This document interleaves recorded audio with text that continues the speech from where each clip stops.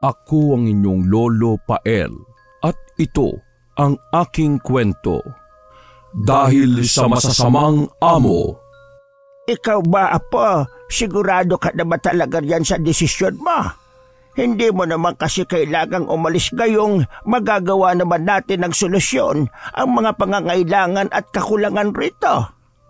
Nag-uusap sa labas ng kanilang tahanan ang maglolo na si Tatang Mersing at si Dan na kapwa naghihintay kay Arman. Magkasamang luluwas ang dalawa sa Maynila para magtrabaho sa isang paniderya. Inirekomenda sila ng isa rin nilang kababaryo doon. Mabilis silang na-recruit ng kababaryo nilang yon dahil mahirap ang buhay sa kanilang probinsya.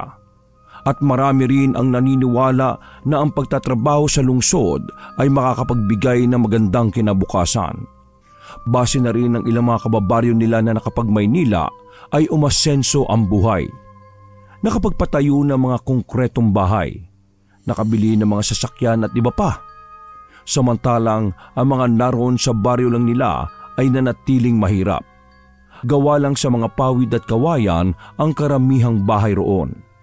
Pagbubukid ang tanging nilang pinagkakakitaan. Gugustuhin ko mang manatili rito, Lo.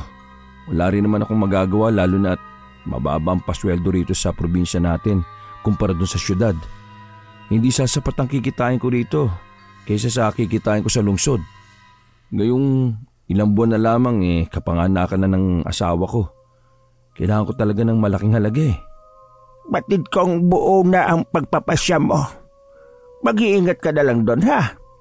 Hindi mo pa naman gamay ang syudad. Lumaki ka rito sa probinsya ng ating nayon. Kaya baka manibago ka pagdating mo doon. Wala ka namang dapat ikabahala, Lo. Kasama ko naman si Arman . Hindi niya ako pababayaan. Napanguso si Tatang Mersing kay Dan nang matanaw ang papalapit na si Arman. Oh, nariyan ka na pala. Pasensya na kung natagalan ako. Nag-iyakan kasi mga anak ko . Ganoon nga rin yung mga pamilya ko . Ito nga si Tatang Mersing parang balak pa akong pigilan. Ay nako, Apo. Kung alam mo lang, kung may magagawa nga lang ako para lang magbago ang desisyon mo, ay ginawa ko na. Talagang mananabik at mangungulila kami sa iyong presensya. Nasabi yun na matanda dahil mula pagkabata ay kasama na nila si Dan. 6 na taong gulang ito nang mapunta sa kanyang poder. Mula nang mamatay ang kanyang anak dahil sa hindi inaasahang aksidente sa kanyang trabaho. Ang ama ni Dan ay ang kanyang nag-iisang anak na lalaki. Nahulugan ito at nadaganan ng isang puno na pinutol. Isang dating mga ngahoy kasi ang ama ni Dan at ito ay binebenta sa mga pabrika na gumagawa ng mga papel. Mga maggagawa ng muebles, kagamitan sa bahay at mga pang-construction sa bahay tulad ng tabla, lumber, plywood at iba pa. Depende kung saan ang mas mataas ang benta. Ang trahedyang yun ay muling nasundan ng isang di magandang pangyayari nang mamatay din ng ina. Natagpuan nitong nakabigti sa kanyang silid. May mga nagsasabi na dahil daw yun sa depresyon at labis na kalungkutan at pangungulila sa asawa. Mula noon, si Tatang Mersing na ang nagsikap na itaguyod ang kanyang apo at nagbigay ng kanilang mga pangangailangan at sapat na pagmamahal. Kung mangungulila lang din ang pag-uusapan, mas lalo lang naman ako, Lo. Kapag nasa malayo ako, mamimiss ko kayo. Kaya lang po pag hindi ako nagsakripisyo, paano naman ang pamilya ko? Saka may pangarap din akong masuklian lahat ng sakripisyo niyo sa akin. Ikaw naman, Arman. Ano naman ang dahilan mo bakit ka sasama dito kay Dan? Ay nako, Tatang. Talagang gusto ko na rin talagang umalis dito sa atin . Kasi naman, sawang-sawa na ako sa mga tao dito.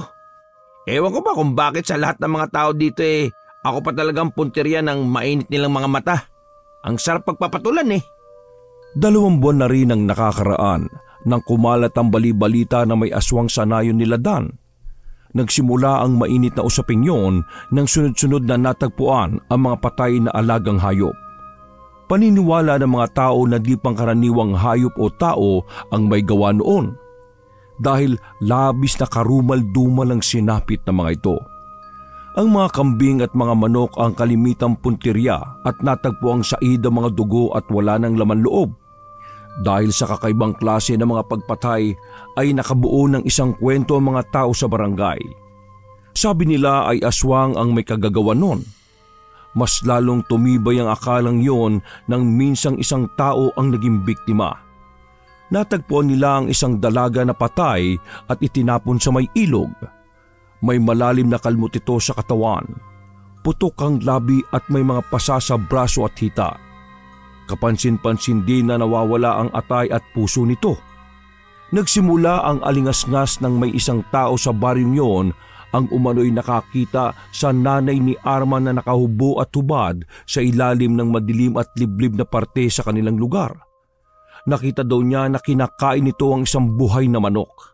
Ay nako, pinapansin mo pa yung mga yon, mga walang magawain sa buhay. Mabuti, di ka natatakot sa akin. At bakit naman ako matatakot? Bakit? Aswang ka ba talaga? Kung totoong aswang ako, uunahin kong kainin yung taong nagpapakalat na aswang kami. Naniniwala ako sa'yo. Alam ko naman na gawa-gawa lang yung ibinibintang nila sa'yo at sa pamilya mo. Mabuti ka pa, Dan.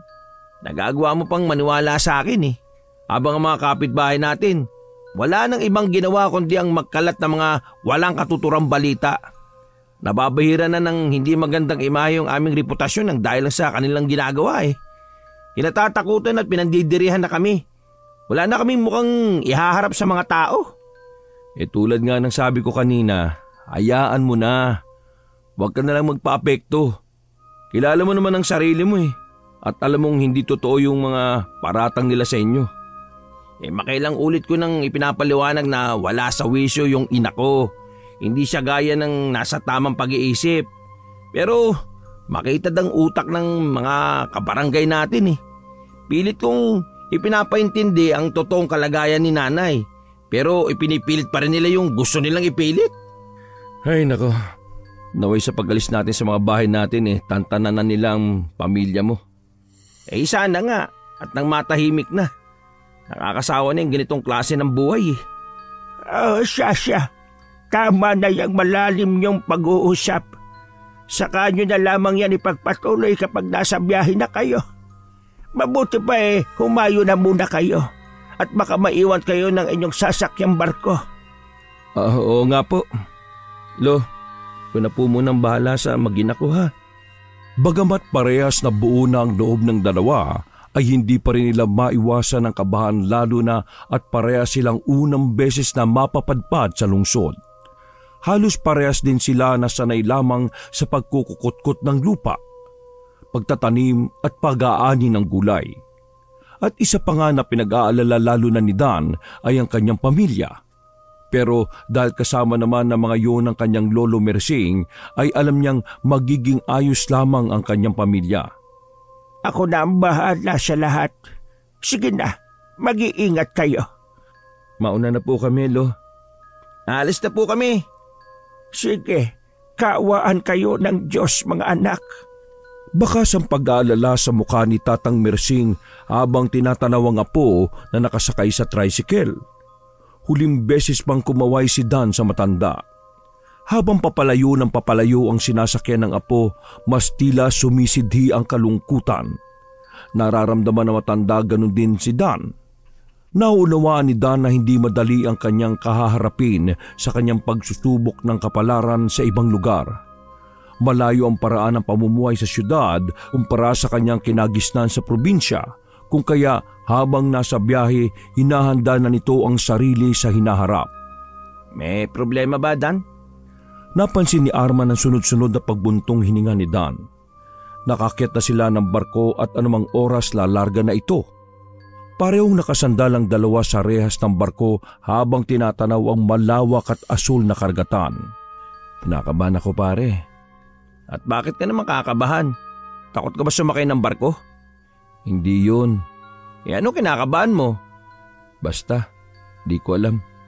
Sari-sari yung nararamdaman ko Ako naman excited kasi matutupad na yung pangarap ko mula pagkabata.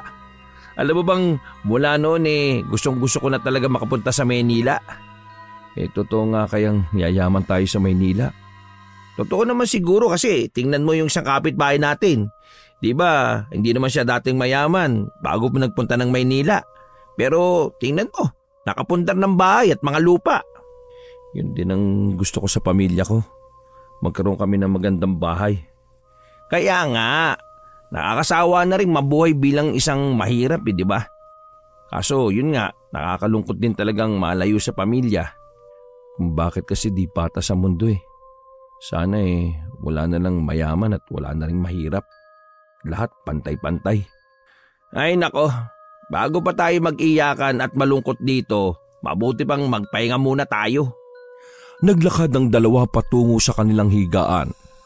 Tama, nakakapagod din ang bumiyahe. Alauna ng hapon ang alis ng barko mula sa probinsya at bukas ayon sa kanilang tiket na kinuha ay 12:00 ng tanghali ang dating nila sa Maynila. Pinaghalong pananabik at lungkot ang nararamdaman ng dalawa habang naglalakbay.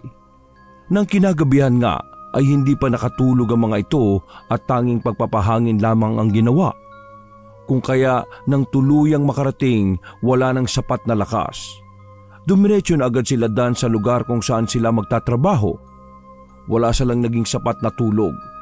Tanging ang pag-idlip lamang sa sinakyang taxi patungo sa paniderya na pagtatrabahuan ang masasabing naging maikling pahinga ng dalawa.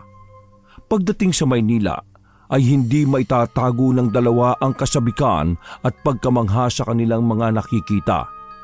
Ang mga malalaking gusali, ang mahabang tren, ang mga malalaking tulay.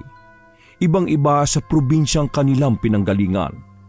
Ngunit ang kasabikang yon ay napalitan ng pag-aalala nang marating nila ang address na ibinigay ng kanilang kababaryo. Pareha silang nabigla dahil ang inaakala nilang malaking paniderya ay maliit lang pala. Kakaunti rin ang mga tinapay na nakadisplay sa babasaging cabinet. Napakalayo ng deskripsyon ng kaibigan ni Dan na siyang nagpasok sa kanya sa ganoong trabaho. Sigurado ka bang dito yung tinutukoy ni Roy na paniderya? Ito yung nakalagay sa address Parang palugi na tong tindahan na to Tingnan mo halos wala ng paninda. Mas maganda pa yung mga paninderya na binibilihan ko ng pandesal sa bayan natin Ano ka ba? Baka mabilis lang maubos yung mga paninda nila. Di ba nga, 2 ang kailangan nilang trabador kaya siguradong malakas ang tindahang ito. Nagkatinginan ng 2 lalaki sa isa't isa bago muling ibinalik ang atensyon sa pagmamasid sa maliit na paniderya sa gilid ng isang maruming iskinita. Kalaunan, lumabas mula sa loob ng tinapayan ang isang pares ng tao na sa tansya ni Dan ay nasa 40 anyos, habang ang siya naman ay nasa 50 anyos na. Mabilis na nahinuha ni Dan na maaring ang babaeng mataba at maraming uban ay si Madam Gina, na siyang nagsisilbing tagapamahala ng tinapayan, habang ang payat namang lalaki ay si Renante na asawa nito at katuwang sa negosyo. Yun ay base lamang sa salaysay ng kaibigan ni Dan na nagrekomenda sa kanya sa trabaho. Hinintay nilang lumapit ang mga ito sa kanila. Hoy, kayong dalawa, bibili ba kayo ano? Bawal ang tambay dito sa tindahan ko. Nako, hindi po kami tambay. Kami po yung galing sa probinsya na inirekomenda po ni Roy. Tiningnan sila na matabang babae mula ulo hanggang paa.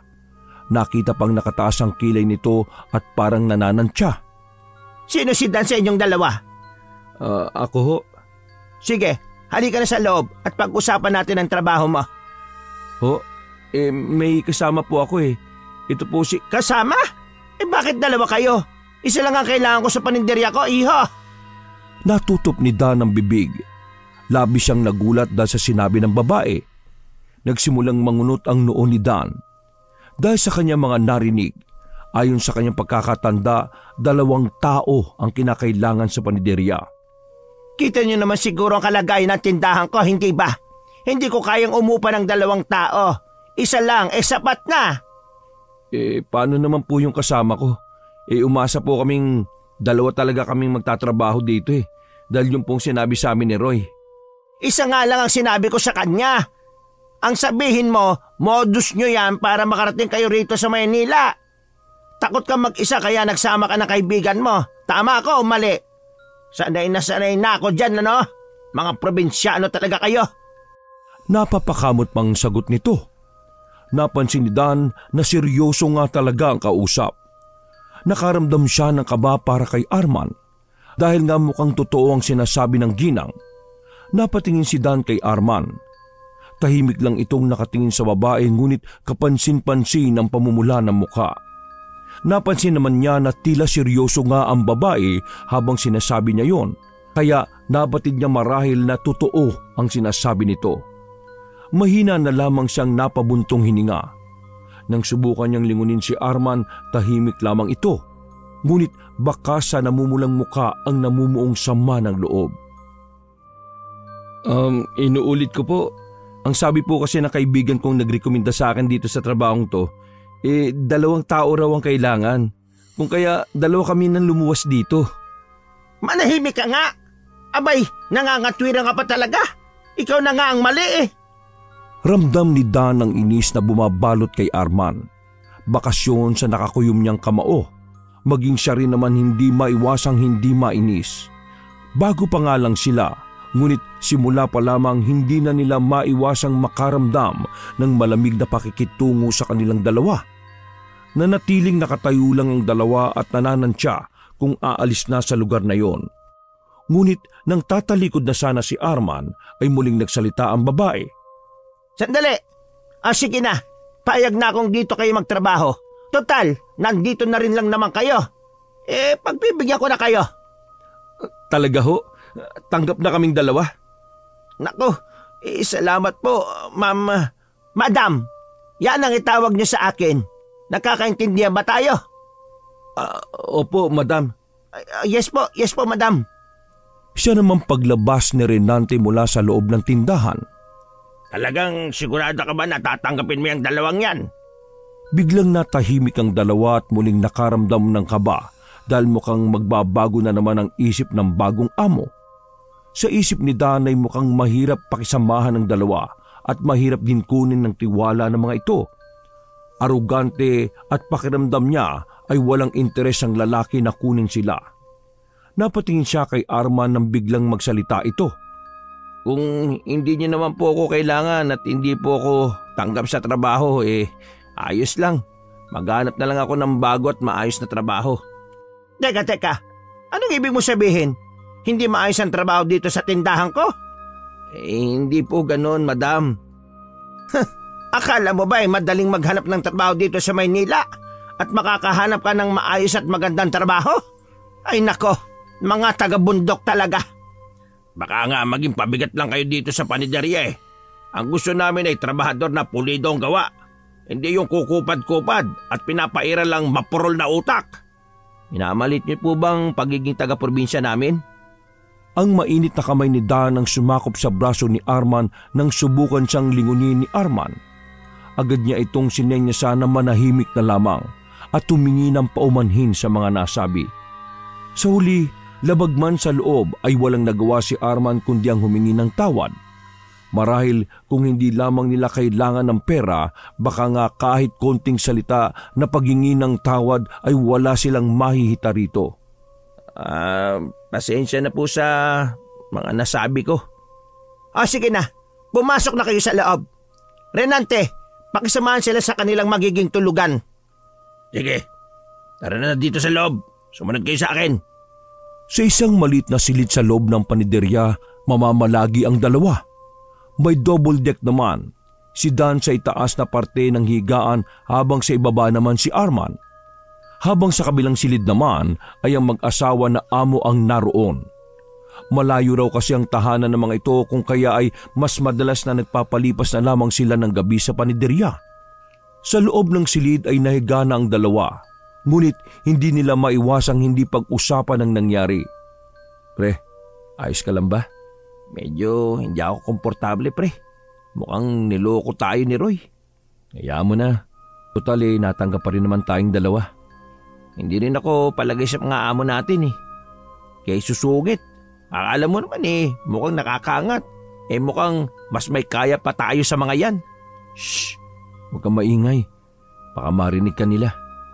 Kung makapamaliit kasi sa mga taga-probinsya, kala mo kung sino. Gulat nga ako sa'yo nung sinagot mo eh. Ang sama ng ugali eh. Kaya bago-bago pa nga lang natin, nagsusungit na. Akala mo naman napakalakit, napakagara ng paniderya nila. Kapiranggot na tinapay lang naman ang laman. Mabuti na lang at kahit labag sa loob mo nakinig ka sa akin. Baka kung hindi ka humingi ng paumanhin sigurado pareho tayong hindi tatanggapin. Naalala na nga lang kita eh. Pero kung talagang hindi ako tatanggapin ayos lang naman sa akin. Pwede naman ako magtrabaho sa iba eh. Yun nga Kaso, paano nga ba tayo makakahanap ng maayos na trabaho dito kung wala tayong diploma at parehas naman tayong high school graduate lang? Sa bagay, ganito para sa Maynila, no? Ibang-iba sa inaasahan natin. Kakayanin natin to, Arman. Hayaan mo, kung di sila magbabago ng pakikitungo sa atin, lalayas tayo. Pero dapat makapag-ipon na lang muna tayo ng pwede natin gamitin pang gastos. Sige, sangayon ako sa iyo, pre. Dahil sa pagod ay agad na nakatulog ang dalawa pagkatapos ng kanilang pag-uusap. Batid din nilang kailangan nilang gumising ng maaga dahil ang trabaho sa paniderya ay talagang pangmadaling araw na trabaho. Kinabukasan, maaga na ngang naghanda ang dalawa. Si Dan ang naatasang tagamasa ng tinapay, samantalang si Arman naman sa pagbebenta. Kakasimula pa lang ng kanilang pagbubukas ay sermo na kagad ang natamo ni Arman dahil sa maling pagsusukli. Ang unang customer ay sobra, samantalang isa naman ay kulang ang sukli. Anak nang, hindi ka ba marunong magbilang? Pasensya na po, medyo ninenervyos po kasi ako eh. Lentik, puro ka pasensya. Ayusin mo yung trabaho mo dyan ha. At baka dahil sa'yo malugi pa itong tindahan. Bago lang sa akin yung ganitong trabaho kaya ginagaway ko pa lamang yung sarili ko. Ba't sumasagot ka pa? Sabi ko na nga ba hindi magandang ideya na tanggapin ka talaga dito eh. Pasalamat ka sa asawa ko at pinagbigyan ka ba? Nagpapasalamat naman po ako sa pagkakataong ibinigay nyo. Kaya mo boss, magbubutihin ko yung trabaho ko. Abay dapat lang. Saka pakiusap ha. Hasain mo yung utak mo na medyo mapurol. Sobra naman ho kayo. Bakit? May angal ka ba? Ano man tinapos mo? Wala ka naman pinag-aralan, di ba? Nasa talampakan niyang kokote mo. Hindi naman totoo yung sinasabi niyo. Alin ang totoo? Yung kukupad-kupad kang gumalaw tapos palpak? Mabuti pang bumalik ka na lang sa lungga mo, kutong lupa. Baka doon may maayos ka pang magawa. Hindi ko naman po sinasadya Kahit sabihin mong hindi mo pa sinasadya, kasalanan mo pa rin. Kakaltas ko sa sweldo mo ngayong araw. Kalahati ng sweldo mo ang ibabawas ko dahil sa katangahan mo. Teka. Sobra naman po yata yun. Narinig ni Dan ang sinabi ng among lalaki kaya hindi niya maiwasang silipin kung ano ang nangyayari sa labas. Nakita niyang nakayuko si Arman at nakakuyog ang mga palad na parang anumang oras ay maaari nitong bigyan ng bigwas at suntok ang amo. Namumula na kasi ang tenga nito, tanda na nagpipigil ito ng matinding galit. Dali-daling dinaluhan ni Dan ang kaibigan. Hindi na nga niya kaya pang maatim na minamaliit at inaalipusta lamang ito harap-harapan. Isa ka ba? Bakit ka nandito? Dapat nandun ka sa trabaho mo Pasensya na po sir. Hindi ko po kasi maiwasang hindi po magitna. Gayong nakikita ko sa paraan ng pananalita nyo naalipusta na kami. Natatapakan niyo po yung pagkatao namin Bakit? Ano bang pagkatao ang pinagyayabang mo ha? Sige nga, magtrabaho na kayo. Naiwang nakayuko at hiyang-hiya ang dalawang lalaki nang magsimula ng magmarcha palis ang amo ng mga ito. Ayon sa ibang naninilbihan sa mag-asawa ay talagang masama naman talaga ang ugali ng dalawa. Yun ang dahilan kung bakit walang tumatagal na manggagawa sa kanilang paniderya. Pagpasensya mo na lang Arman. Baka gusto lang nilang mapabuti ang pagtatrabaho natin. Ay nako, mas mapabuti. Palagay mo ba ang pagmamalit na ginagawa nila matatawag na pagpapabuti para sa sarili? Hindi porke amo sila ganyan na sila kung umasta. Oo, tanggap kong hampas lupa tayo, salat sa buhay. Pero nagtatrabaho tayo na maayos. Tama lamang ang pagpapakumbaba. Tayo rin naman ang may kailangan ng trabaho eh. Leche, grabing pagmamalabis ang ginagawa nila sa atin eh. Gayong alam nila na kailangan natin yung trabahong ito. Marahang tinapik ni Dan sa likod si Arman. Sige na, bumalik na lang tayo sa trabaho at mag-focus. Nawawalan na ako ng gana magtrabaho. Kahit naman kasi magkayod kalabaw ako, kalating halaga pa rin ang nawala sa sweldo ko ngayong araw. Kung pakiusapan kaya natin ng mga amo natin. Palagay mo ba makikinig ang mga yun? Simulat sa pulang sasama ng ugali? Kung ganun kakausapin ko si Madam Gina at si Renante na sa akin na lang ikaltas ang sana ikakaltas sa sweldo mo. Uy, bakit? Di naman yata patas yung naiisip mo, Dan. Huwag ka na mag-alala, pre. Alam kong mas kailangan mo ang pera sa ngayon para sa graduation ng panganay mo sa probinsya. Naku, pre. Parang nakakaya.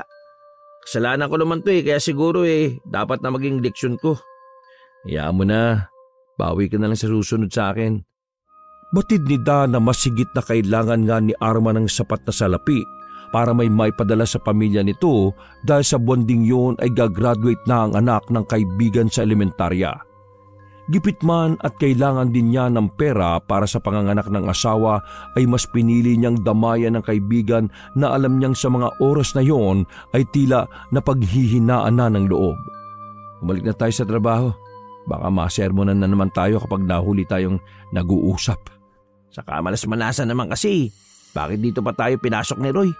Pambira talaga yung kaibigan natin na yun, no? Nasaan kaya yun, no? Bay, hindi pa nagpapakita sa atin, ah. Subukan niyo magpakita at bibigwasan ko yung hayop na yun. Napaka-violente mo naman. Galit na galit, gustong manakit. Hindi talaga ako nagbibiro, pre. Pero pare, salamat talaga, ha? Sino pa ba magtutulungan kundi tayo lang din, no? Tugon ni Dan at tipid na tinapunan siya ng ngiti at tapik sa balikat ng kaibigan. Ay, kanina pa kayo dyan, ha? Bakit di kayo nagtatrabaho? Ang lagay ba susweldohan ko kayo tapos tutunga nga lang kayo dyan? Agad na naghiwalay ang dalawa nang muling marinig ang singhal ng isa pa nilang amo.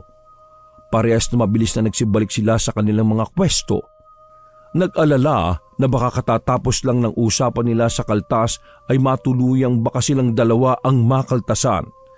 Nang tuluyang mawala sa paningin nila ang among babae ay nagsinyasan ng dalawa na ayos lamang sila at gawin na lamang ang trabaho ng maayos upang hindi na pagalitan pa uli. Kinahapunan, bandang 5:00 ng hapon ay nagsimula na si Dan at Arman sa pagsasara ng paninderya. Marami ang naiwang tinapay kung kaya ay naisip ni Dan na kumuha ng kahit isa lamang mula roon. Titikman lang naman niya. Nasa kalagitnaan na ang lalaki ng pagkain ng tinapay nang naabutan siya ni Madam Gina. Agad niyang nakita ang pagtaas ng kilay nito at agad na inilagay ang kamay sa bewang. Nagsimula na itong magbunganga at halos bumula ang bibig sa labis na galit. Ano yan? Ano yan? Nangungupit ka ng tinapay? Sino nagsabi sa inyo na pwede kayong basta-basta na lang kumuha ng tinapay sa mga paninda ko, ha? Pasensya na, boss. Akala ko kasi kami mga trabahador nyo may karapatan na kumuha ng tinapay. Isa lang naman po ang kinuha ko mula sa tirang tinapay. Kapiranggot na tinapay lang naman ang kinuha ni Dan. Hindi rin naman yun nakakahalaga ng malaking pera. Abat! Hindi niyo ba alam na pag nanakaw ang pangunguha ng walang pahintulot? Bayaran niyo yan! Opo, babayaran ko na. Dinukot niya ang bulsa at kinuha doon ng ilang pera na natira sa kanilang pamasahe. At paano ko nakakasiguro na di galing yan sa kaha ko? Nako, sinasabi ko sa inyo, pinakaayaw ko sa mga empleyado ko ay ang mga magnanakaw, ha? Hindi naman po ko lumapit sa kaha. Saka hindi ko po ugali magnakaw. Ay dapat lang. Dahil kung mahuli ko kayong nagsasabwatan nitong kasama mo, ay ipapabulis ko kayo. Huwag na maulit to, ha? Nako, sinasabi ko sa inyo, huwag niyong dalhin dito yung kabubuhan niyo sa pinanggalingan niyong probinsya. Grabe naman ho kayo magsalita. Bakit? Nasasaktan ka ba sa katotohanan? Bago pa muling magsalita ang kaibigan ni Dan, maigpit na niya itong hinawakan sa braso. Pasensya na po, hindi na po mauulit.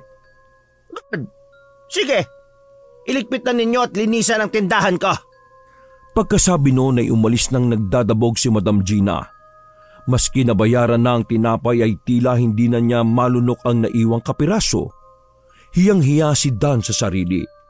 Di naman tayo magnanakaw para pagsalitaan niya ng ganon.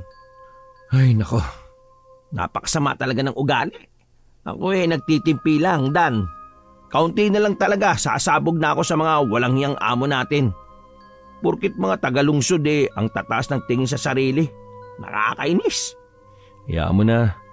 Siguro gusto lang nilang maging maayos ang trabaho natin at paninilbihan sa kanila. Ay naka, puro ka na lang ganyan.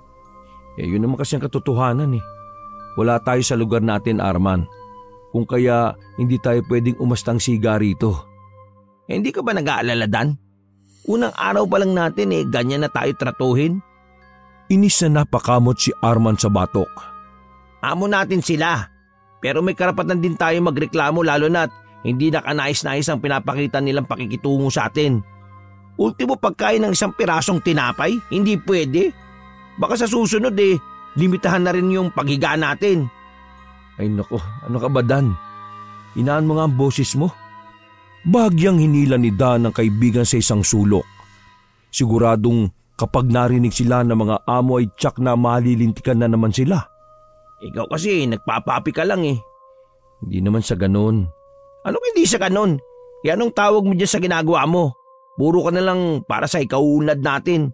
Palagay mo ba ang pagkaltas nila sa sahod natin ikauunlad nating dalawa?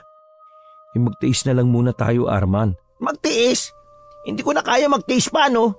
O anong gagawin mo? Babalik ka sa probinsya natin. Ewan, hindi ko alam. Baka kung gusto mo, lumayas na tayo dito at dumiskarte na lamang tayo sa iba. Maghanap tayo ng ibang mapapasukan. Pero ubos na ang pera nating dalawa Sa pamasahe lang natin naubos yung baon nating pera. Masyadong mahal yung taxi na sinakyan natin. Ay, mang klase talaga dito sa Maynila. Hindi ko maintindihan kung bakit ito tinawag na lugar ng oportunidad Mukhang walang lugar dito yung mga mahihirap na katulad natin. Kaya nga magpasensya na lang muna tayo at wag na muna magreklamo. Makaipon lang tayo ng konti. Pwede na tayong bumalik sa atin at doon na lamang siguro natin paunlarin yung buhay natin. Ako hindi ganon. Hahanapin ko talaga yung magandang kapalaran dito. Hindi ako susuko. Tuluyan na ngang natapos sa mga gawain nila Dan at Arman at kasabay ng pagkagat ng dilim ay naisarado na nila ang tindahan at tumuloy na sila sa kanilang silid matapos na bigyan sila ng tig-isang kanin at ulam para sa kanilang hapunan. Nauna nang kumain si Dan samantalang si Arman ay di pa raw niya gustong kumain dahil sa sama ng loob. Magugutom ka niyan. Mainam pa kumain ka na rin. Busog pa ako pre. Paano ka mabubusog wala ka namang kinain buhat kaninang tanghalian. Yan mo, kakain ako mamayang hating gabi. Siguradong kakalaman tiyan ko maya-maya. Sige, ikaw bahala. Ano, mauna na ako matulog ha. Naantok na ako Ay, pagpabukas na lang natin itong pag-uusap na ito. Sa ngayon magpahinga na tayo. Nakakapagod din ang araw natin ngayon. Kailangan natin ng sapat na pahinga para may lakas na naman tayo na harapin ang bukas. Oo, kailangan ng sapat na pahinga para magkaroon tayo ng mahabang pasensya sa mga amo nating pinaglihi sa sama ng loob. Ikaw hindi ka ba matutulog? Hindi pa, mamayang konti na lang. Inayos na nga ni Dan ang sarili at ipinikit na niya ang kanyang mga mata. Ilang sandali lang ay nakaidlip na siya ng tuluyan.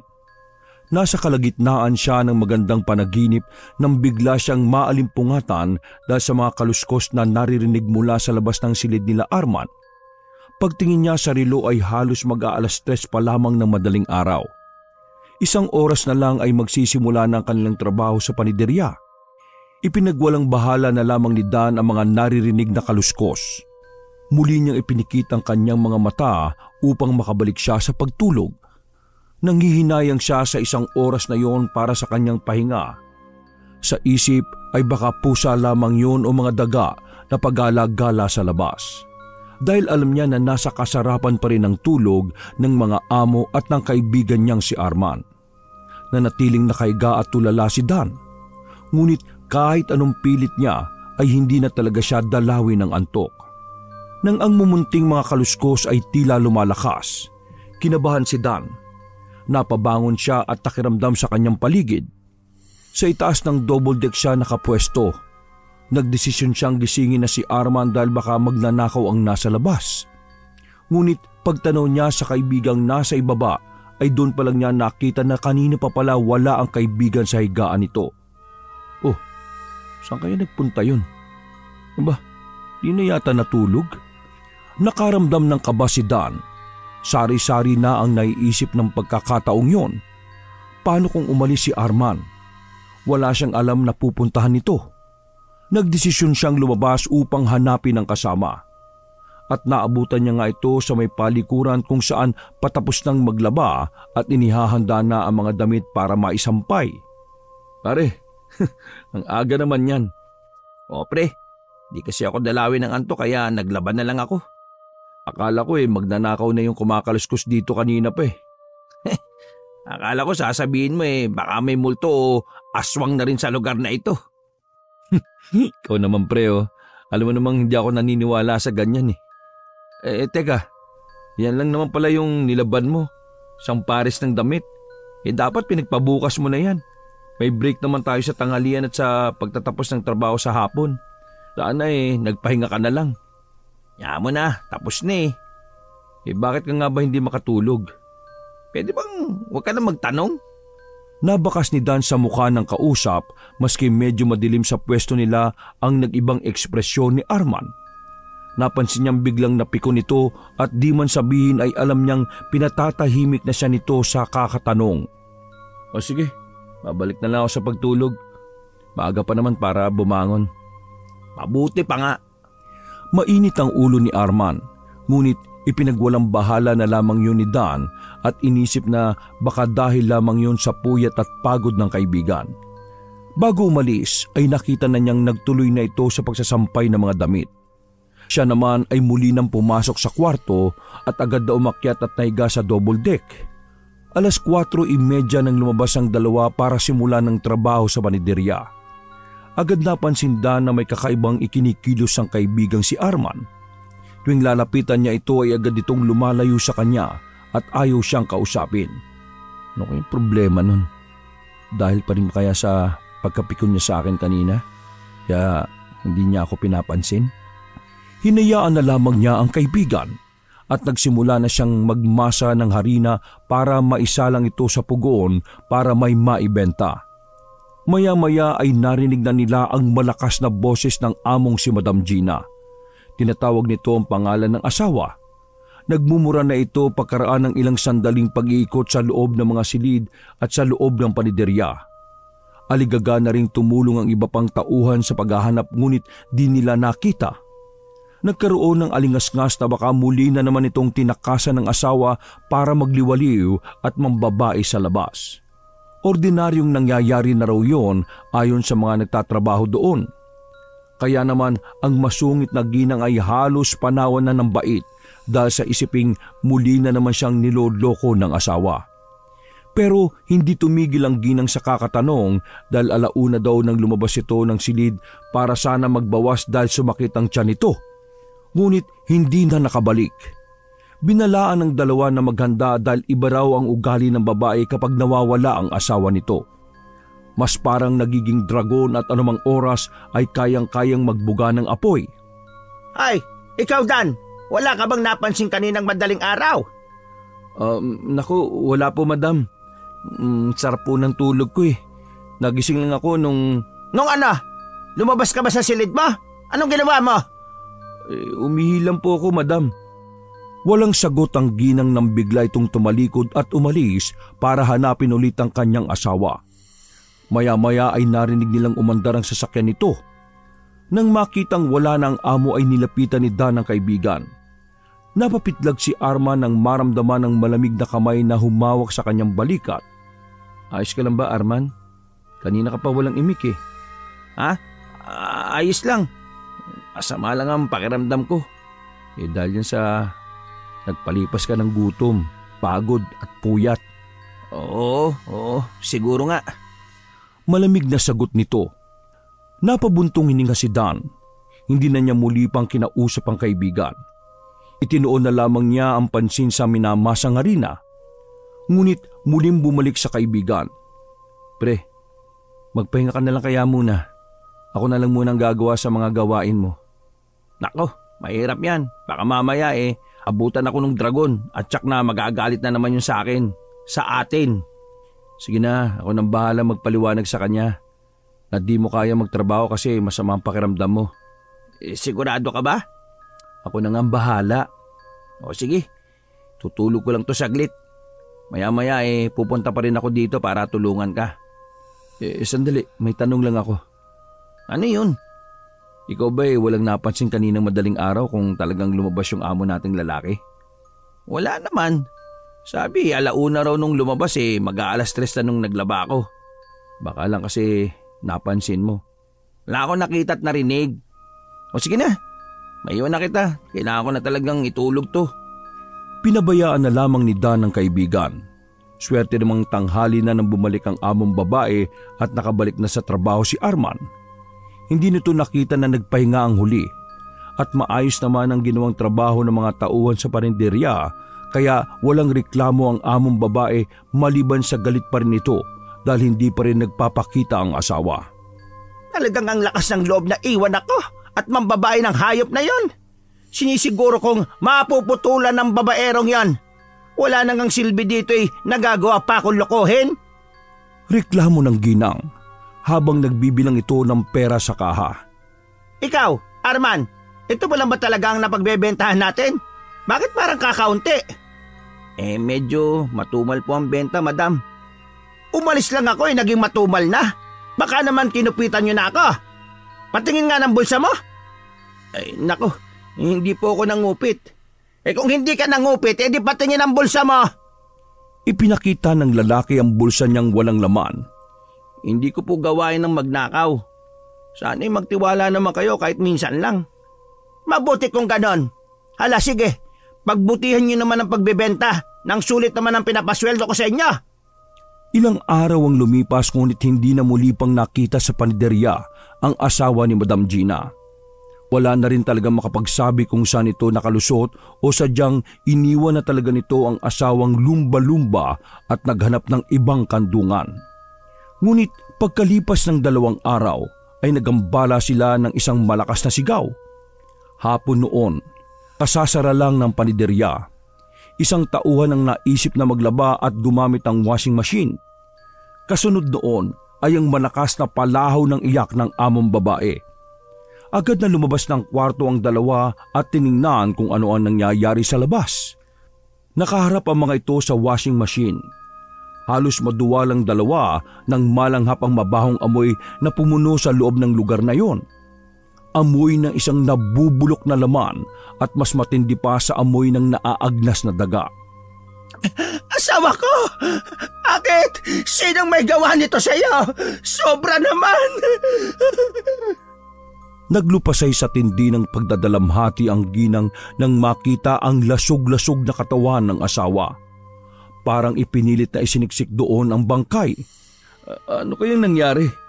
Nakakakaba naman. Nang subukang silipin ni Dan at Arman ang pinagkakaguluhan sa loob ng washing machine, ay tumambad sa kanila ang naaagnas ng katawan ng among lalaki. Grabe naman, tao pa ba gumawa niyan? Ang hayop! Nabanggit ni Dan na biglang ikinalingon ni Arman. Puno ng kalmot at may bahid pa ng malalaking kagat ang katawan ng bangkay. Wakwak din ang tiyan nito na nawawala ang atay at puso. Nawawala ang 2 braso nito at hindi nila yon mahanap sa alinmang parte ng lugar na yon. Sino ang pumatay sa asawa ko? Magbabayad kayo! Mga hayop kayo! Dahil sa nangyaring krimen, ay nagsara ang paniderya at nawalan ng trabaho ang mga tauhan. Nabalot ng katatakutan ng lugar lalo na nang maisip na nasa lugar pa rin yon ang suspek sa pagkamatay ng kanilang amo. Naniniwala sila na hindi magnanakaw ang may gawa noon dahil wala namang nawalang mga gamit ang lalaki. Sadyang pinatay lamang ito sa karumal-dumal na paraan at talagang makikitaan ng panggigigil na patayin ito. May mga pulis na nag-imbestiga pero malinis. wala silang nakitang anumang bakas o ebidensya para makapagturo ng salarin. 3 araw din itong pinaglamayan, pero dahil sa kalunos-lunos na itsura nito ay nakasara lang ang kabaong at walang sino man ang maaaring makasilip sa anyo ng bangkay. 3 araw lang din ang burol dahil hindi na nito kaya ng gamot dahil naaagnas na rin ito at kailangan ng agad na mailibing. Kaya pagkatapos ng libing ay bubuksang na ulit ang tindahan. Sinimulan na muli ang trabaho. Maaga pa lang ay naganda na si Dan at si Arman. Ngunit bago sila lumabas at nagpunta sa paniderya ay kinausap ng masinsinan ni Dan si Arman. Arman, may tatanungin sana ako sa iyo eh. Wala ka ba talagang alam sa nangyari kay Sir Renante? Ako ba dati pinaghihinalaan mo? Hindi naman sa ganun. Napansin ko kasi na ilang araw ka nang mailap eh at kakaiba rin ng mga kinikilos mo. Eh di parang ganun na rin. Parang inamin mo na rin na naghihinala ka sa akin. Pre, nagtatanong lang naman ako. Kasi di ba ikaw yung nasa labas ng gabing yun? Ni wala ka man lang bang napansin kakaiba? O ibang tao sa paligid? Saka di ba sabi mo di ka nakatulog? Wala kang narinig na anumang kakaibang ingay? Ang dami mo naman tanong. Kung duda ka eh, bakit di mo sinabi sa pulis yung alam mo? Arman, magsabi ka sa akin ng totoo. Wala akong kasalanan, Dan. Alam mo, sa palagay ko, isa sa mga naagrabyado ng taong yan ang may gawa ng karumal-dumal na krimen. Sa palagay mo ba kaya kong pumatay? Natahimik si Dan. Tinimbang ang mga sinabing yon ng kanyang kaibigan. Napakasama kasi ng ugali kaya tsakong maraming galit sa ugok na yun eh. Nakaangat lang ng konti akala mo kung sino sila. O sige na, tama na. Hindi ko lang maisip kung gaano kalaki yung galit ng may gawa niya at gano'n na lang yung ginawa niya kay Sir Renante. Wala na tayong pakialam dun. Hindi naman investigador yung trabaho natin kundi panadero, tendero. O siya, sige tara na. Pasok na tayo para maagang makatapos. Mabuti pa nga. Habang nagmamasa si Dan ay panayang lingon nito at pagtitig kay Arman. Nagpaliwanag na sa kanya ang kaibigan pero tila may bumubulong sa kanyang may mali at masama ang kutob niya sa totoong nangyari kay Sir Renante niya. Parang napakapambihirang pagkakataon yon na katulad ng babaeng biktima ng aswang sa kanila ay ganoon din ang paraan ng pagpatay sa kanilang amo. Paano kung... Hindi na naituloy ni Dan ang masamang iniisip sa kaibigan. Ipiniling nito ang ulo para mabura ang haka-haka na nabubuo sa kanyang isipan. Ay nako, Diyos ko, wag naman po sana. Itinuloy na nito ang trabaho, ngunit ilang minuto pa lang na magsimulang buksan ng paniderya ay boses na ng amo nila ang maririnig na umaalingaw-ngaw sa loob ng tindahan. Ang sarap mong murahin napakatanga mo. Magsukli lang ng tama hindi mo pa magawa ng maayos. Sigurado naman akong wala akong maling nagawa, madam. Naabutan ko siya ng sukli, alam ko yun. Ay nako, lulusot ka pa. Hindi yung magwawala ng ganon kung talaga nagsukli ka. Lumang customer na yun ginanon mo. Mawawalan ako ng customer at kita sa'yo, hunghang. Isang matandang customer ang nagreklamo dahil hindi daw sinuklian ni Arman. Galit na galit ito at nag-iskandalo sa harap ng tindahan. Aniya ay 1,000 daw ang ibinigay nitong pera pero wala namang ibinigay na sukli. Mari naman itong pinabuluanan ni Arman at sinabing sakto lamang ang ibinayad ng matandang lalaki. Ipinakita nito ang kaha at maging ang kanyang mga bulsa sa amo pero pinanigan ng amo ang customer. Sa kwentong yon ay nagsasabi ng katotohanan si Arman. Sadyang may mga tao lang talaga na tuso, para-paraan para makapanlamang sa kapwa. Si Arman, matinding galit at pamamahiya ang nakamit ng lalaki.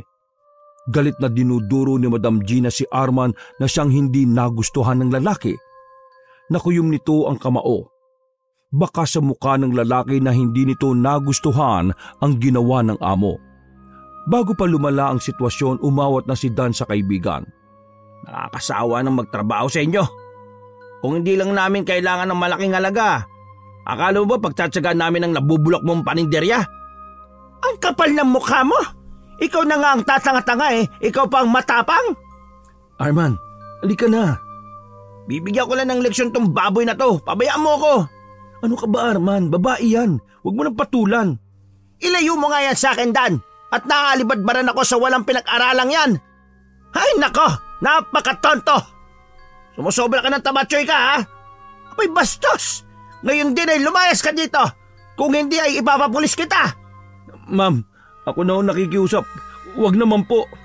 Ikaw, umalis ka na rin. Simula nang dumating kayo dito, puro kamalasan ang nangyayari sa negosyo ko. Namatay pa ang asawa ko. Walang nagawa si Arman nang hilahin siya ni Dan paalis sa lugar. Ngunit bago pa man sila tuluyang lumabas ay sinulyapan pa ni Dan ang galit na kaibigan. Sa galit nito, ramdam niya ang papainit na katawan ng lalaki. Panandalian siyang napatitig sa kaibigan. Sa hindi malamang dahilan ay tila ba napansin nito ang biglang pamumula ng mga mata ni Arman. Matalim na rin ito kung tumitig. Ngunit nang titigan ito ni Dan ay naging pangkaraniwan naman ito at kalmado lang ang kaibigan. Naisip niyang nagkaroon lamang marahil siya ng guni-guni. Tama na pare. Naalis na ako dito pre. Ayoko na. Hindi ko na kayang pagtiisan yung masamang ugali ng amo natin. Ilang beses na niya ako ipinapahiya at kinukwestiyon ng kapasidad ng utak ko. Pero paano tayo aalis? Di ba iwan ka na rito? Isang ka naman maghahanap ng trabaho. Hindi mo gamayang Maynila. Wala akong pakialam. Di na baling magutom ako sa kalsada kesa magtiis ako sa matapobreng mataba na yan. Arman! Oo, binigyan nila tayo ng libreng matutuluyan, ng libreng pagkain. Pero tama ba na ganun nila tayo itrato? Para tayo mga hayop kung sigaw-sigawan lang nila. Kayod kalabaw na nga tayo eh. Sobra-sobra sa oras ng trabaho tapos kung makakaltas parang ayaw na tayong pasahudin. Saan ka nakakita ng mga among ganyan? Kailangan ko ng malaking halaga pre. Arman, para sa panganganak ng asawa ko.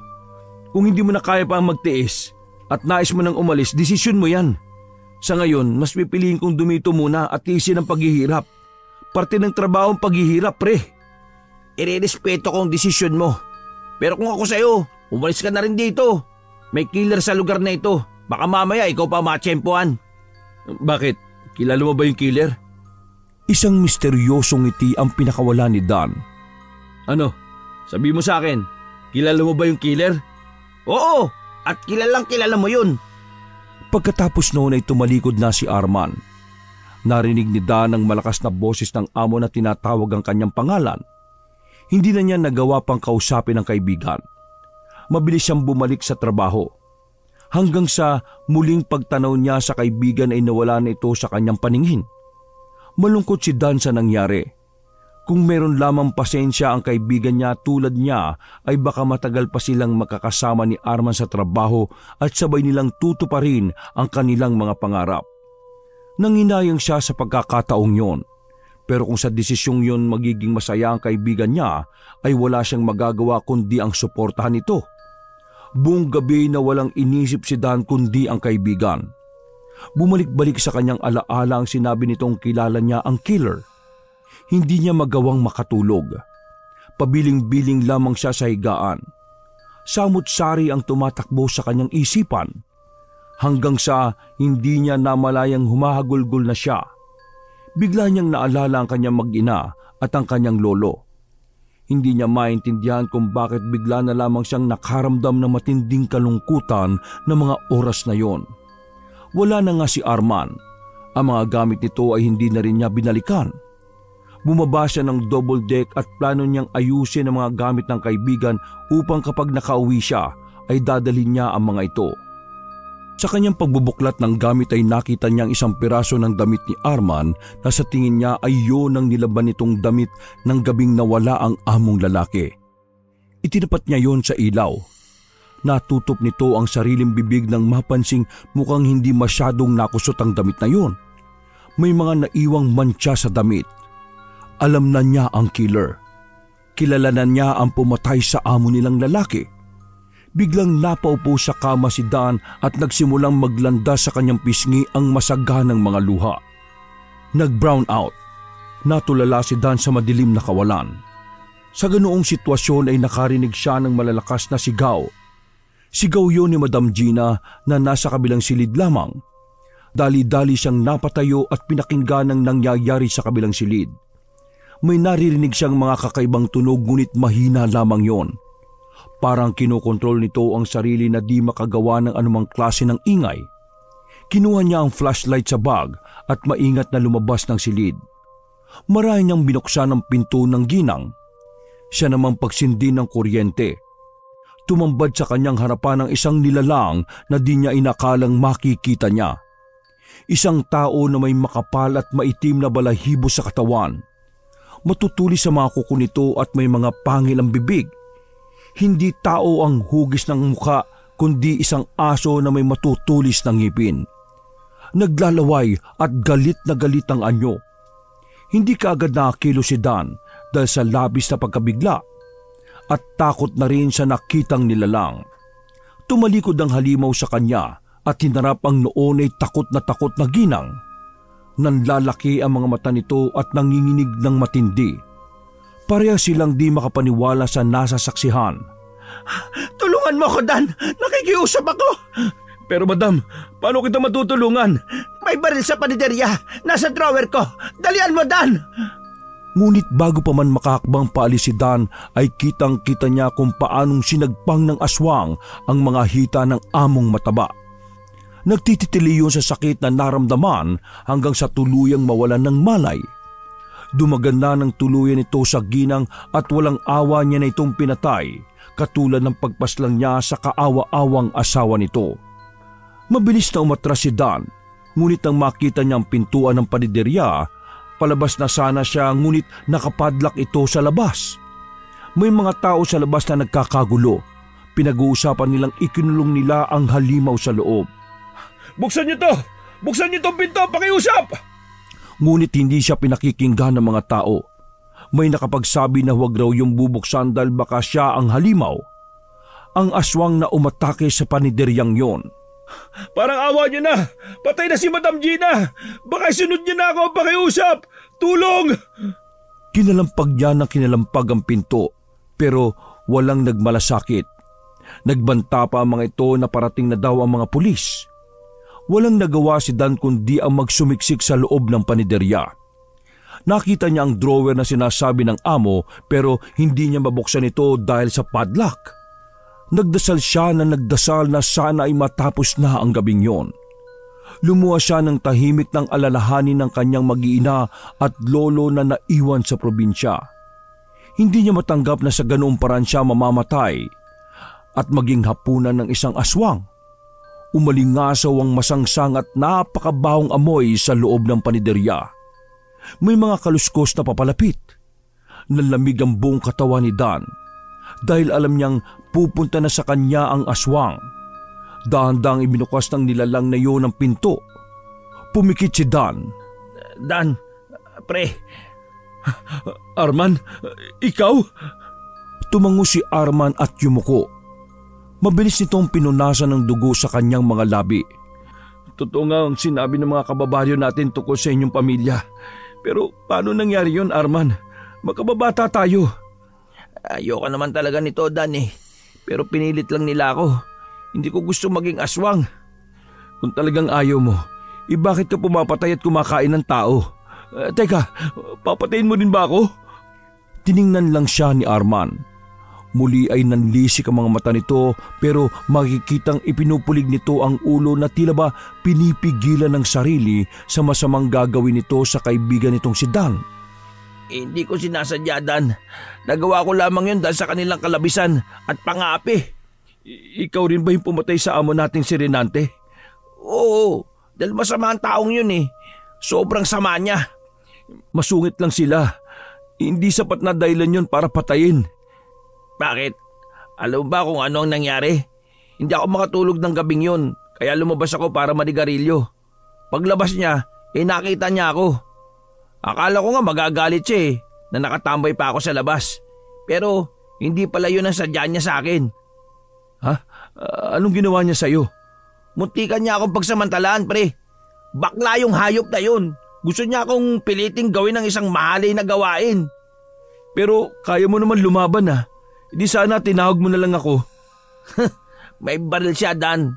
Hindi ko gugustuhin pati ikaw ay masaktan at madamay sa sitwasyong yun. Kaibigan kita. Kaibigan nga ba kita? Arman, nakikiusap ako sa iyo. Sumuko ka na. Hindi mo dapat ginawa yon. Ano ba dapat ang ginawa ko? Sobra na sila eh. Ang mga taong ganon, di na dapat binubuhay. Sa baryo natin, sawang-sawa na ako sa pangalipusta at pandidiri sa amin ng tao. Kaya ako umalis dun eh, di ba? Tapos ganito yung daratang ko dito.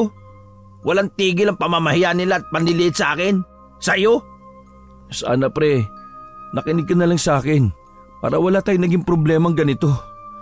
Arman, pakiusap. Tama na, sumuko ka na. Ano akala mo sa akin? Makitid talaga ang kokote? Hindi ako magpapahuli. Dahil kahit mahuli man nila ako, iisa-isahin ko sila. Papatayin ko silang lahat. At ikaw? Huwag pre, parang awa mo na. Huwag mo ko sasaktan. Kawawa pamilya ko. Pero hindi pwedeng maisuwalat ang tungkol sa akin eh. Kailangan kong protektahan ng pamilya ko mula sa mga mapanghusgang tao. Wala akong kasalanan sa iyo pre. Wag! Muling nagbagong anyo ni Arman. Napasugod na ito kay Dan. Ngunit bumangon siya para ipagtanggol ang sarili. Alam niya at ramdam niyang mas malakas sa kanya ang kaibigan pero pinilit nitong makaligtas alang-alang sa kanyang pamilya. Isang malakas na suntok sa sikmura ang ginawa ni Dan. Ngunit hindi yun ininda ng aswang. Dali-dali siyang nagpunta sa kanyang pwesto kung saan nagmamasa ng harina. Mabilis siyang nag-isip ng paraan para itaboy ang kalaban. Alam niyang maraming asin sa lugar na yon. Pero sa di malamang dahilan ay nawawala ang mga sako-sakong asin. Lintik na, nasan ba yung mga yun? Isang malakas na halakhak ang pinakawalan ni Arman nang makita ang mga namumuong pawi sa noo ng kaibigan. Natatakot ka ba, Dan? Mabilis lang naman ito. Di mo masyadong mararamdaman. Hayop ka. Tumigil ka na. Pati kaibigan mo tataluhin mo. Ako lang, Arman, ang kaya sa isang tao sa baryo na naniniwala sa'yo. Na malinis ka sa mga dumi na ibinabato nila sa buong pamilya mo. Pero bakit? Bakit pati ako? Nang lumapit ang aswang ay binigyan niya ito ng isang malakas na bigwas. Tinamaan ito sa sikmura na agad niyang ikinaupo. Mabilis na kumuha si Dan ng tali dahil balak niyang talian ng kaibigan upang di na ito makapanakit. Narinig na niya sa labas ang sirena ng mga pulis. Ngunit bago pa man niya makuha ang tali na nakita ay naramdaman niyang bumaon sa kanyang likod ang isang matalim na bagay. Nilingon niya si Arman. Nasa likod niya ang kaibigan. Nakangisi at parang tuwang-tuwa nang makita ang rumihistro sa mukha mula sa sakit na naramdaman. Muli nitong kinalmot ang likod ni Dan na nagpahiyaw dito. Wag! Nang dilim ang kanyang paningin at pagbagsak nito'y napahandusa ito sa sahig. Dumaloy ang dugo mula sa kanyang mga sugat.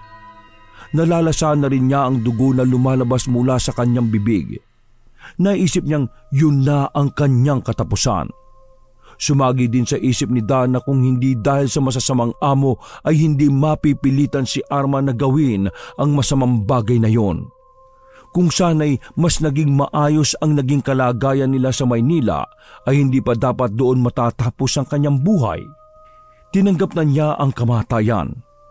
Ngunit bago pa man siya tuluyang igupo ng panghihina ay nakita niyang nilapitan siya ni Arman at hinaplos-haplos ang kanyang pisngi. Yun na ang huling natandaan ni Dan. Bago niya makita ang sarili sa isang kwartong purong puti ang makikita. Nakita niyang nakamukmok sa tabi ng kanyang higaan ng kanyang tatang Mersing at ang maramdaman nito ang bagyang paggalaw ni Dan ay umayos ito ng upo at nakita niyang gising na nga ang apo.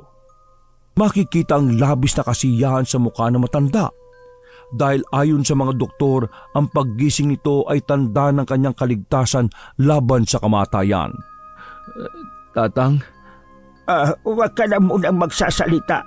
Tatawagin ko lang ang doktora para matingnan ka. Tumayo ang matanda para tumawag ng doktor. Napalingon si Dan sa isang maliit na krusipihong nakasabit sa dingding ng kwartong kinalalagyan niya. Napapikit siya kasabay ng kanyang pag-usal ng isang maikling panalangin at pasasalamat sa kanyang pagkakaligtas. Nang matingnan siya ng mga doktor ay sinabing maayos na ang kalagayan niya. kinakailangan lamang na obserbahan ito at mabigyan pa ng ibang gamot para sa mabilisan na paggaling. Sa kanyang paggising na yon ay hindi lamang pala ang tatang Mersing niya ang naghihintay. Nakaabang din ang mga pulis para siya ay makausap. Hindi ko alam kung sino yung sumalakay sa amin. Nakamaskara yung tao at hindi ko nakilala, sabi niya sa mga pulis. Hindi naman na siya kinulit ng mga ito dahil alam nila na hindi siya ang salarin sa pagpatay dahil naging biktima din siya ng totoong killer. Pinili niyang di sabihin ng totoo dahil alam niyang mas lalong magiging magulo ang investigasyon kung sasabihin niyang aswang ang may gawa ng pagpatay. Dahil alam niya marami sa mga tao ang di maniniwala tungkol sa mga aswang. Hindi rin niya isinuplong si Arman dahil nais niyang bigyan ito ng kalayaan at magbagong buhay kasama ang kanyang pamilya. Pagkaalis ng mga pulis ay tumabi sa kanya ang kanyang tatang. Nagsisinungaling ka, alam ko. Maaari mo bang sabihin sa akin ang totoo, Apo? Ano pong totoo, Lolo Mersing? Nasabi ko na po lahat sa mga pulis eh. Alam mo bang maswerte ka kasi naabutan ka pang buhay maski naliligo ka na sa sarili mong dugo? Alam mo bang labis kaming nag-alala sa iyo nang dumating sa amin ang balita tungkol sa nangyari? Kaya nga dali-dali akong lumuwas dito para masiguro na may uuwi pa kitang buhay. Kumusta nga po pala ang pamilya ko, Lo? Umuwi muna ang mag-iina mo sa kanila. Pumayag na rin ako kasi sa isip ko ay ligtas sila doon kaysa maiwan sila sa bahay ninyo. Wala na kasing mapagkakatiwalaan ngayon maski kaibigan. Hindi ba, Dan? Po? Ano pong ibig niyo sabihin? Ikaw ang bahala kung ayaw mo pang sabihin sa akin ang totoo. Pasensya na po kayo, Lo. Akala ko magiging okay ang kalagayan namin ni Arman sa pagluwas namin. Kaso, puro problema pong dumating eh. Pati kayo ay napagastos pa lalo. Walang problema yon, iho.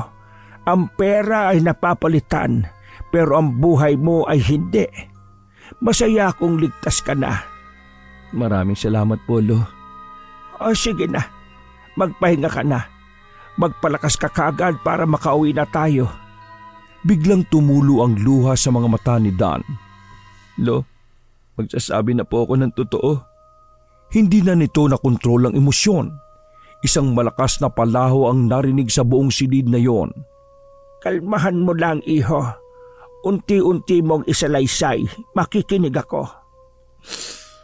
Si Arman po. Si Arman ang may gawa ng mga pagpatay. Sinasabi ko na nga ba? Totoo mga chismis tungkol sa pamilya nila. Totoo na aswang sila? Opo. Kitang-kita ko kung paano nagbago ang anyo ni Arman. Kahawig niya sa mukha ang isang mabangis na aso. Mapupula ang mga mata niya at naglalaway.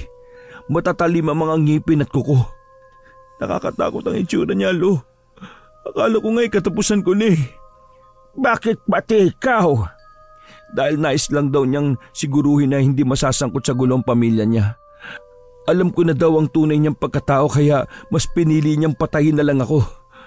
Bakit nagsinungaling ka sa mga pulis? Dahil hindi sila maniniwala sa akin. Ligtas na po ako at yun ang pinakamahalaga sa ngayon. Ipinikit na ni Dan ang kanyang mga mata. Kinumutan siya ng matanda at di na inistorbo ang muli niyang pagtulog. Nang tuluyang gumaling na si Dan, ay umuwi na silang maglolo sa probinsya. Sa baryo ay nalaman niyang naunang nakauwi si Arman pero agad din daw umalis yun ayon sa kanilang mga kapitbahay. Dala nito ang buo niyang pamilya. Mula noon ay di na bumalik sa kanilang baryo ang kaibigan. Nawala ng kinatatakutang aswang sa lugar nila. Pero sa kabila ng katotohanan yon, ay haka-haka lamang ang alam ng mga tiga-baryo. Dahil nakiusap si Dan sa kanyang lolo na ang sikretong yon ay mananatili lamang sa kanilang dalawa para sa ikatatahimik nilang lahat. Nang gumaling na ang kanyang mga sugat, ay agad na nagdesisyon si Dan na muling makipagsapalaran hindi sa Maynila kundi sa kanilang bayan na lamang. Pumasok siya bilang isang construction worker. Kahit mapait ang pinagdaanan ay alam niyang kailangan niyang agad na makalimot at muling bumangon sa nalalapit na panganganak ng kanyang asawa. Wakas!